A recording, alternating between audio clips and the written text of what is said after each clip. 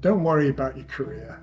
Your career will look after itself. Worry about enjoying what you're doing. I read to check that it wasn't written by ChatGPT because it stinks. Not all days are created equal. Today I interview the Mercedes Formula One Technical Director James Allison, and I'm going to ask him some pertinent careers questions. James Allison, Technical Director, Mercedes Formula One team, very good to have you back at Cambridge. Graduated here in 1991. Yeah. Did you know what you wanted to do career-wise when you were here? No, I didn't really know what I wanted to do. I knew that I wanted to be an engineer, which is not that common amongst engineers of my peer group. Most of them wanted to go and work in the city because it was a pretty swift route to riches, untold. I knew I wanted to be an engineer. I was sponsored by an engineering company at university, and I knew that I liked that, and I wanted more of that. So I was convinced I wanted to be an engineer, but I didn't know the flavour. And it was only towards the end of my degree where I thought, well, someone has to design Formula One cars. I love them, and I really like them as a fan. Maybe they might consider me joining their throng. Was there one career decision you made early on in your career that you feel had a disproportionate impact on your subsequent opportunities? I wouldn't say it was a decision. There's definitely things that have happened to me that have had a disproportionate effect on me. I'd say one of the most important things that's ever happened to me was getting sacked, because I think a piece of advice I give to most of the young engineers joining the team, or any team I've worked for, has been, don't worry about your career. Your career will look after itself. Worry about enjoying what you're doing, because if you are clearly enjoying it, first of all, you'll give lots to it. Secondly, the people around you will like being around you because your enthusiasm will leak out of you for the pleasure you're taking from working alongside them on that thing. And a team isn't daft. When there's a good person enjoying and doing good work, they'll push more in that person's path, and that person just doesn't need to worry about the future. And I say that from the experience of spending the first few years of my career as a typical ambitious graduate, thinking that I did need to worry about those things, and being, I think, making decisions that I thought were wise for positioning myself for the future, and for a whole variety of reasons that were not anything to do with me, some of them to do with me, some of them to do with the team that I was in at the time and the convulsions it was going through. I found myself out of a job, and I thought, how can that have happened? Every turn I have done everything that was designed to optimize my impact and blah blah blah. How can I be out of a job? And that was a really useful thing, because it made me sort of stand back and reassess the nature of my relationship with an employer, with a team, and the balance I have between how I work and the time I spend with the family that I love. And from that point forward, I stopped really worrying about what came next, just reminded myself of the fact that I love the job I've been given in this sport, that it's brought me nothing but pleasure. So just lean into that and don't worry what comes afterwards. And I found that I was a lot happier at home, a lot happier at work. And I think that the pleasure that people saw me taking, that I was taking from my work, rubbed off in a way that meant they just kept giving me more opportunity. So I would advise getting sacked as a way of reappraising your options, and changing a path to something that was far more satisfactory in my case.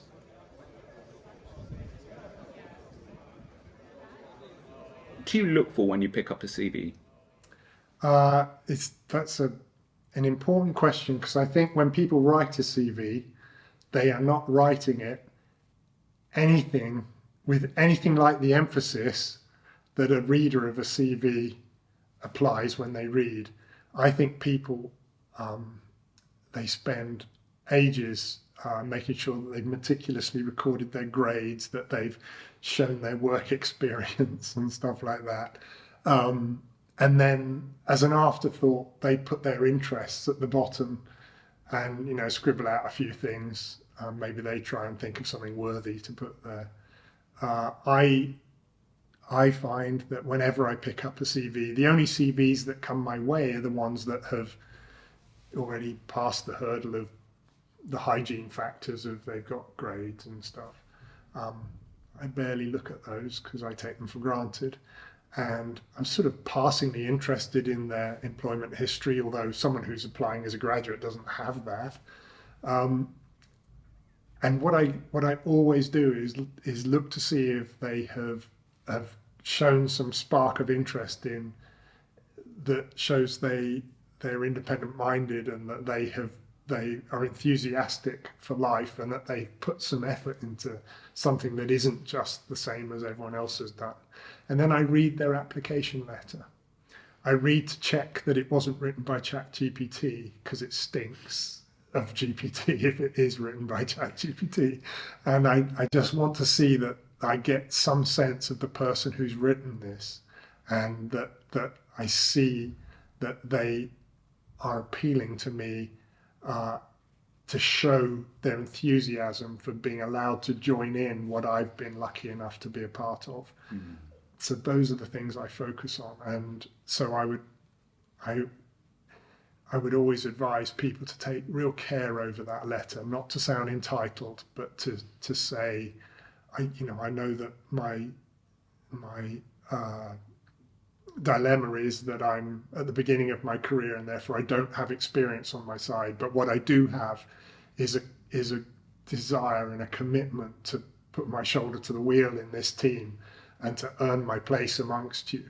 And I hope if you were to trust me with that I would repay that trust with my contribution thereafter. That's the sort of tone that we would wish to read.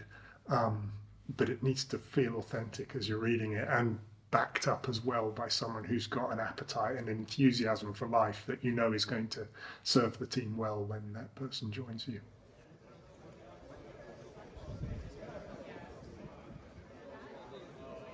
If you could learn one skill instantly, what would that be?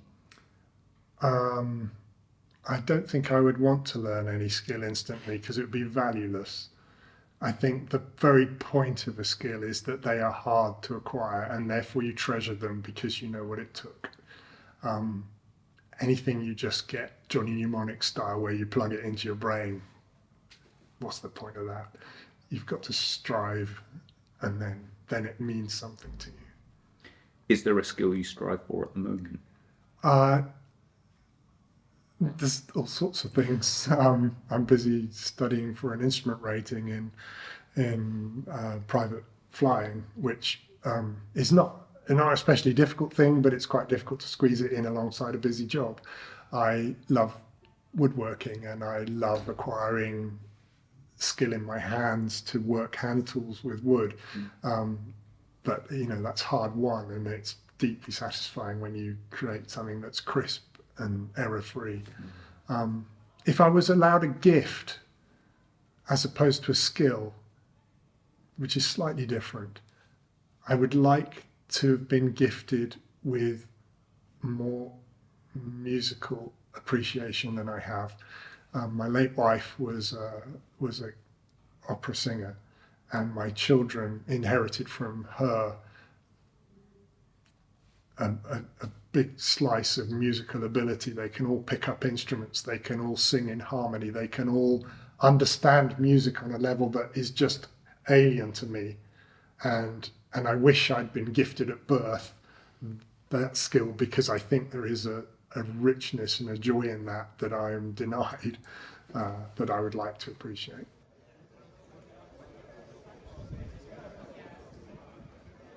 How much do technical or hard skills matter compared to softer skills like teamwork? They matter differently at different phases. At the beginning of your career, you are inevitably going to be right at the coalface of technical minutiae, and you need, therefore, to have mastery over the niche bit of techno whatever that the team has put you to, hydraulics, electronics, aerodynamic, structural, composites, whatever, you're going to need to be master of that particular corner of the world. As you progress in your career, you will inevitably be asked, while you maintain a mastery of those technical details, you will start to be asked to look after other people who are also doing that, to guide and help other people who are coming in at the bottom layer, and you're trying to then steer smaller groups, and then a bit further on you've got larger groups that you are trying to do that with, and as that happens, you gradually lose the connection to the really granular detail of the front line of the engineering, but you gain a lot more in terms of project management skill, in terms of keeping large groups of people aligned on a single goal. And there, the softer skills of working with people in a way that is straightforward and well measured starts to come to the fore. But this is just a sort of gradual transition as you gather experience in the sport. You can, of course, elect, if you wish to stay right at the coalface for the whole of your career, and you will end up being better and better rewarded for doing so. But you will never be burdened with the management duties that other people maybe chose by going a different path. So it really depends on what floats your boat. Was it a conscious decision for you to further, as you get more senior, to move away from the hard technical side? In my case, no, it wasn't conscious. I've very few things I've done consciously. They just sort of randomly happened to me. I've just been lucky to enjoy all the tasks that have been put before me, and gradually over time, what you are better at comes to the fore, and what you're weaker at sort of falls away. And the team tends to ask you to do the things that you've demonstrated competence in, and that's sort of governed the path that my career has taken.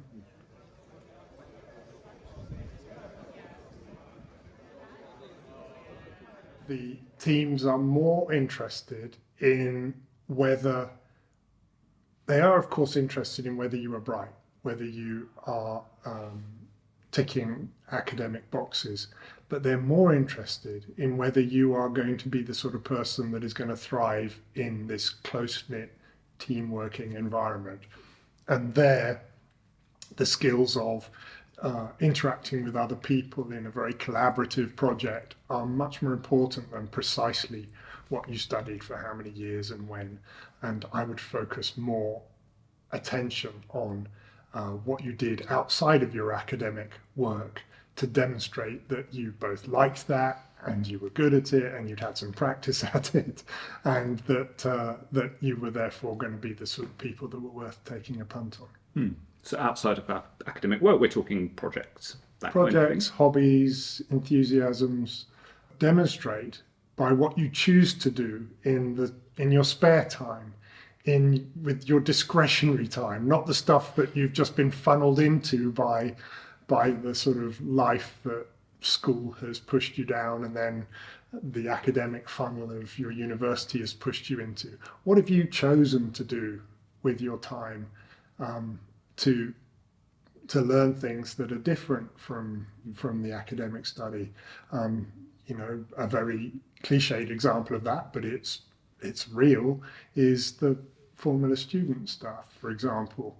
That is an environment where you will work alongside other people for the first time, probably in your life at school and university, to do a thing that is very difficult under time pressure, where you will have to collaborate with others, where you'll find out whether you like that, where you'll see how brilliant it is when you're able to achieve collectively far more than you could achieve as a sum of individuals.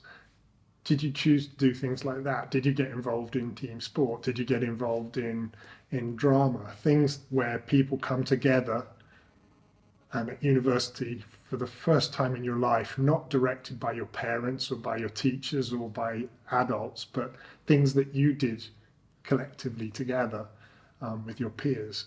Those are the sorts of things that I think prepare you for working in a collaborative manner in any engineering endeavor, but specifically in Formula One. Is it harder to build a championship winning team or to keep a good team together? They're both equally hard. There's a reason why no team has just won endlessly, and that is it's very, very hard to stay hungry enough year after year after year of success compared to the people who are tasting the sting of defeat every weekend. And so staying on top is hellishly difficult, and the credit to Toto for keeping that team together for 8 years, not all the same people all the time, but keeping the core strength together and transforming gradually as people left and others joined, to keep that show running with the necessary degree of self-examination and humility through that period is remarkable. It's unprecedented and remarkable, and very, very difficult. It is also hellishly hard to get all the things that need to be right to bring that first championship to you, which is why so few teams have done it. So I would say they're as hard as each other, but hard in a different way. The first one is to just have the faith to keep plugging away, knowing that it's going to come to us if we do that, do the right things for long enough, and to hold in your mind how good that's going to feel when you get there. And the second challenge, which is keeping it on the go, is forcing yourself to care year after year when you've been so lucky to win as much as Team Mercedes did win.